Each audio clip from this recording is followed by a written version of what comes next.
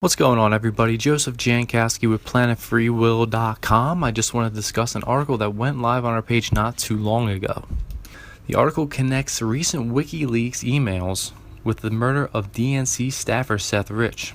Now, as you probably recall, Seth Rich was the one suspected of being WikiLeaks' source in the DNC leaks that exposed a Democratic conspiracy to hand Hillary Clinton the nomination.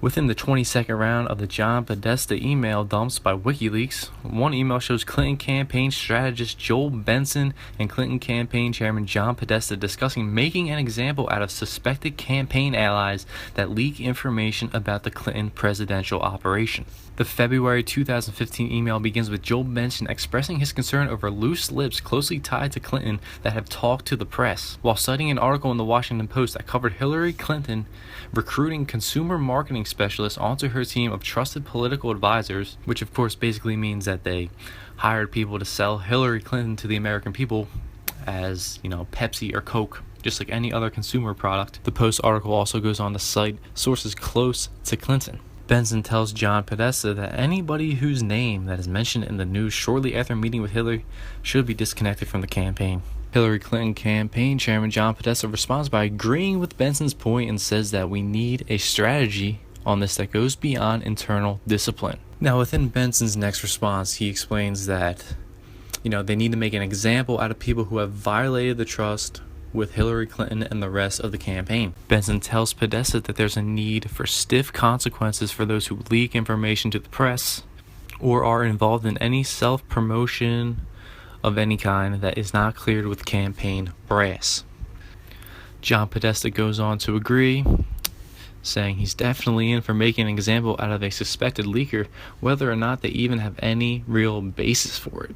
Benson says he would love to make an example out of somebody. Now, our article that just went live not too long ago, makes the connection between Seth Rich and these emails, and asks the question: was Seth Rich the example made to create a chilling effect to avoid future leakers? Obviously, when you want to make an example out of somebody, the intentions are to apply consequences to, scare people and prevent them from causing you further harm. I mean, if the Hillary Clinton campaign, as Project Veritas has recently revealed, is willing to go as far as paying mentally ill individuals to create disturbances at, Donald Trump and Mike Pence rallies, I don't believe that this is an unreasonable question to ask. Now, Seth Rich was murdered on the 10th of July, just blocks away from his Washington, D.C. home. The police said it was a robbery, but the thing is, none of Seth's belongings were taken from him. Now, Rich's murder also sparked speculation that he could have been one of the latest deaths in a long string of mysterious murders surrounding the Clintons. Now, as documented by many, including this World Net Daily article, there are numerous of Bill and Hillary friends that have fallen off buildings, been in plane crashes, died in other freak accidents. The list includes Sean Lucas, who helped serve the DNC a lawsuit claiming that DNC chairwoman Debbie Wasserman Schultz rigged the primary for Hillary. The so-called Clinton body count also includes John Ash, the UN official who mysteriously died in a weightlifting accident just a few days before testifying against Hillary Clinton in a corruption case. Now, back in August, WikiLeaks announced a $20,000 reward for information leading to a conviction in the murder of Seth Rich. This is what led people to believe that Rich was the source that gave the emails to WikiLeaks. On the same day that reward was issued, Julian Assange on Dutch TV seemingly suggested that Rich was indeed the source that gave WikiLeaks the DNC email. Let's take a listen to what Assange actually said. Donald Trump has had a disastrous few weeks. If you look at the polls, he needs a miracle. In the American political lexicon, there's such a thing as the October surprise. The stuff that you're sitting on, is an October surprise in there? Do you even know what you're sitting on? WikiLeaks never sits on material. Whistleblowers go to significant efforts to get us material, and often very significant risks. There's a 27-year-old that works for the DNC who was shot in the back, murdered just 2 weeks ago for unknown reasons as he was walking down the street in Washington. So that was just a robbery, I believe, wasn't it? No, there's no finding. So what are you suggesting?